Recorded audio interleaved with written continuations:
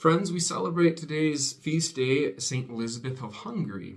She was born in 1207 amid the royal family in Hungary, the daughter of King Andrew and Queen Gertrude.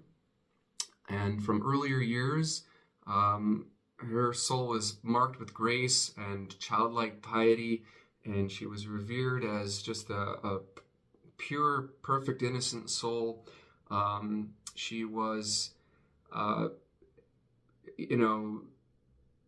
she preferred the chapel and praying her prayers than running around playing childish games. And she was often found secretly giving alms to the beggars who would come and knock on the castle gate. So she was quite a holy little child. She was betrothed to a noble nearby in Germany, in an area called Thuringia, and to a nobleman named Ludwig, the Landgrave. And so Elizabeth was married at 14 years old. They were married young, and she was quite the wife who lived kind of a heroic motherhood. She had 3 children under the influence of the Franciscan friars who taught her and especially their children the corporal works of mercy. And so she had a devotion to Lady Poverty.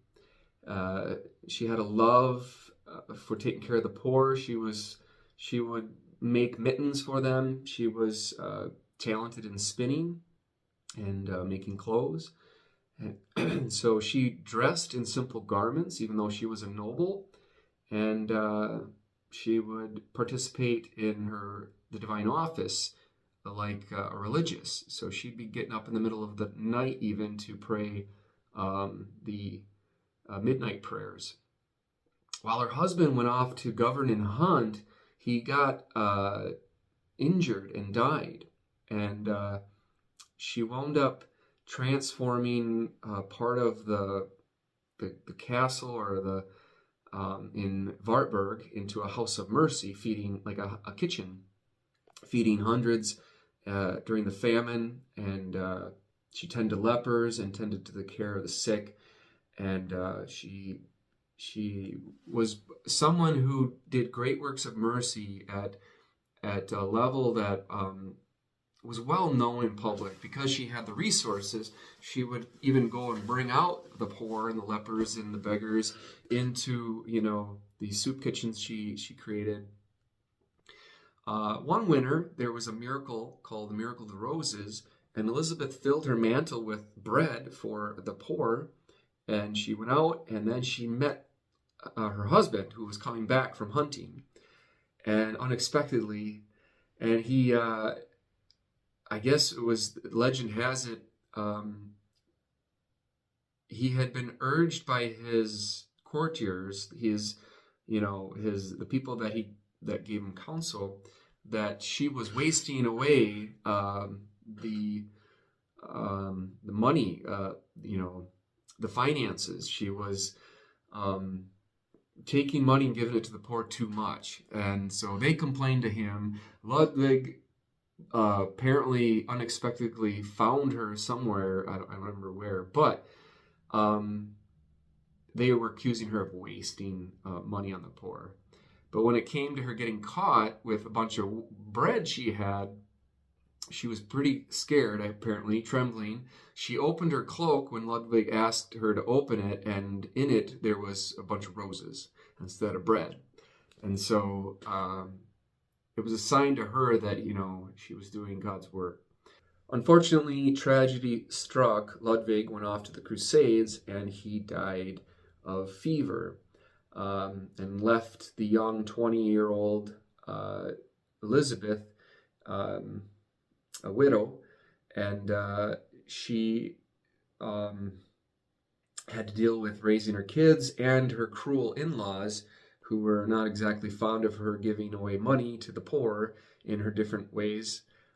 So there was she was accused of squandering the treasury. That's what it was. Uh, Elizabeth then got her dowry after his death, and she then took it all and built a hospital. And so that was in Marburg in honor of St. Francis.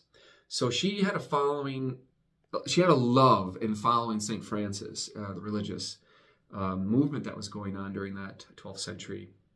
And she even joined the Third Order. It's like the lay order of Franciscans. And there she continued to take care of the poor and feed them and had that hospital. She would play nurse, and again, that was her vocation. She took care of the poor and the destitute, and she would even, people who would come door to door and beg, she took care of those who came to her, and then, that created not a movement, but people who were in need knew that Elizabeth would help. So she unfortunately fell ill and died later at a young age too. She had fever, and around 1231, she was only 24 years old. And a legend has it that when she was dying, she whispered to those around her, she told them to be quiet because the king is coming. And so afterwards, their tomb, there was, after she died, there was a lot of miracles associated with her. The blind were seen, the lame were walking, profound, miraculous kind of miracles. And she was soon canonized right away. So she died at 24 in 1231. And then 4 years later, there were so many miracles associated with Elizabeth that Pope Gregory at the time canonized her in 1235. So it was a quick canonization to her sainthood. And she's the patroness of bakers, patroness of widows, and patroness of the homeless, and the secular Franciscan order. And so, we remember Elizabeth of Hungary and her great charity that she worked, and through her intercession and her nobility, she lived and denied too. She wore a crown. She was a noble woman, and yet she gave it all up for Christ and lived life of Francis and took care of the poor and the suffering. And she's a great model to all of us that we too can do works of mercy.